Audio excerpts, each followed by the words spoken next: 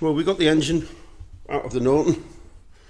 I didn't have the camera with me at the time to set it up and show you, so I'm just going to show you with this particular frame. The manual only arrived today because these are bolt-on frames. As you can see, there's 2 bolts there, and there's a bolt at the bottom for the front section. All I did was I'd taken the headstock off, the top yoke, sorry, off the headstock. Lifted the front of the bike up so that the forks were off the floor with the wheel. Undid these 2 bolts, and then all this section just leaned over. If the forks were off, it's much more easy without the forks on, but at the time it was just because I was only going to 5 minutes get the engine out and put it back together again, and the whole front end just drops out because the engine's actually sat. I'll show you I've got a picture, I think, of the engine where it was sat. The actual engine sat inside here, the front of it, so you can never ever be able to get it out. That's the back mounting. There's another one down there for it, and there's the other 2 mountings, and then that's your mounting for you. That's the mounting for the on the head itself. And basically that was it. Got the engine out, and lo and behold, I was right. Although I was told all the engine was built, it wasn't, because the gears wouldn't work. Kick starts working. That's the clutch cable that's a rat mash, and half the clutch was on, half the clutch was off. I've taken most of it off now. Stator wasn't on, which sits on that side, and the stator's here on there, so that needs sorting out. I've ordered a new wiring loom for the bike, a lot easier. The guy does them on eBay. £72 wired, full wiring loom with labelled and everything. I don't know how he can make them for that sort of money, but I'll put a link on for him as well. So the other problem I've got is that the barrel, take the head off because there was no head gasket on there in the first place, and it looks like whoever's put the barrel on has used red hematite as well as a gasket. You don't really need to do that. Gaskets should, or if you're going to use any, a tiny smidgen, but it looks like he's painted the 4th bridge with the amount of bloody stuff he's got on that. So the barrel will not come off. It's not loose at all. I'm going to have to either use a bit of a heat gun or something just to try and maybe soften it up, or the other one is I'm going to try maybe take the studs out with a stud extractor, and at least if I can get most of the studs out, it'll give the barrel a little bit of movement, hopefully, and I'll be able to maybe tap it a bit more, because at the moment I'm trying to tap it with a rubber hammer, and all I'm going to end up doing is breaking the fins if I'm not careful. And I don't have to get another barrel because the barrels seem okay. What I did find in these were there was a bit of grit in the top of them, which it's just, that's why I'm taking it apart. And it was going to get taken apart anyway, but that's why I'm taking it apart completely, because wherever it's been stud, it's just with the no head gasket on and it wasn't bolted down, you know, stuff's been just getting blown in. So unfortunately there's going to be quite a bit of work to do with this. Fortunately for you, you can watch and see me make mistakes and rebuilding it and put it back together. I knew there was going to be things wrong with it. You always end up when you're buying stuff like this, you're never told exactly the right story. So but the engine's out, it's on the bench, and with a bit of luck I'll start working on this in a week or two, and we'll put some posts up about that as well. a 1961 Norton Navigator 350, which I've never ever worked on before. That's the engine, and as you saw before, the rest of the bike is down there. There was only one shock on the back of that, which I took off because it was easier to get at the front end lifted up to take the engine out. But most of the bike's there's 2 tanks, 3 heads, which is because the split heads on these, you have 2 heads. Let's get one of them out. So you have 2 heads. On the 250s, apparently the barrel's split as well, but on the 350s the barrel is one complete unit. So you have 1 head there, 1 head the other side. I've got 3 heads. I've got half, which don't mind really. I'll use 2 or I'll sell the other one because they sell for quite a lot of money. There's not a lot of spares for these. I have bought a new carb. Well, I say a new one, a more complete one. It's got the sliders, and it was this bit that was missing, and the slider inside on the one I had, which was this little chappy. Amyl carb. I will put. There's 243 different versions of amyl carbs for all the old British bikes, and it's frightening. But I'll come back to the carburetor at a different stage, and we'll talk about that. There we go.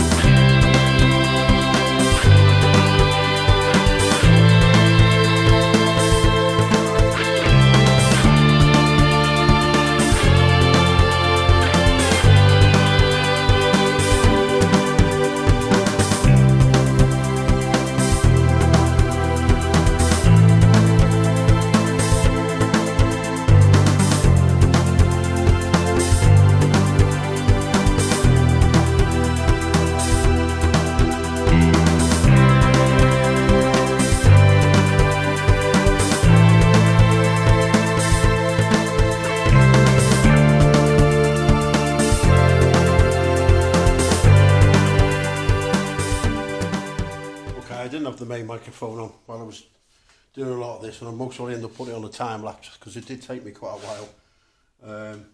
But I've got it moving. I know I'm using screwdrivers. These are old screwdrivers, but I know I'm using screwdrivers, but I'm only tapping in between. There is gasket there, and I'm just tapping into the gasket ever so gently with the rubber hammer. And it's moving. I've got it, it's going up quite a way. I've just got to try get the pistons off it now. So the idea really will be to lift this up a little bit as far as it can go. The pistons are getting pulled up with it. I don't know if you can hear that. There's that much red hematite on this. And a gasket. It's just complete overkill. But it is coming off. It's still quite hot, to be honest. But it is coming off, which is fantastic.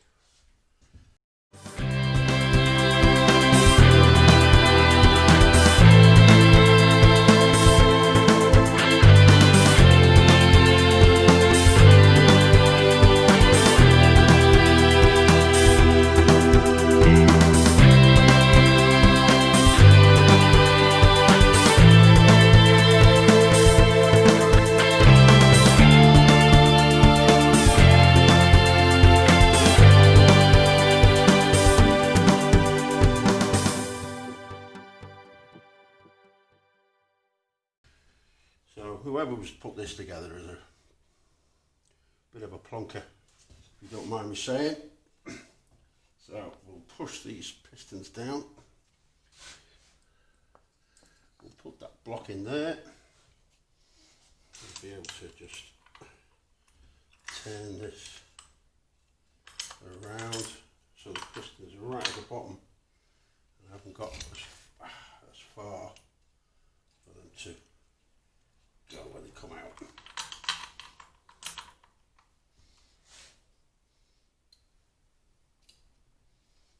As far as they're going to go.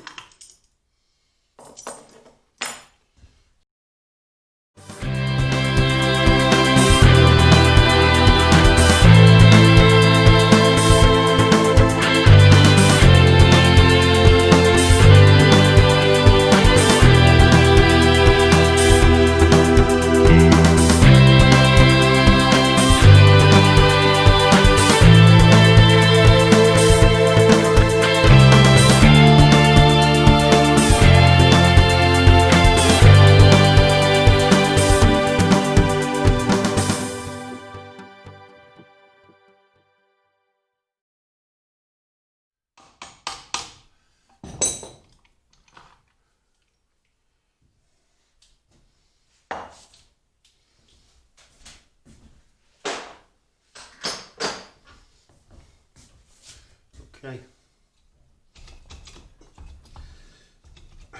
So maybe what a bit of plus gas will do.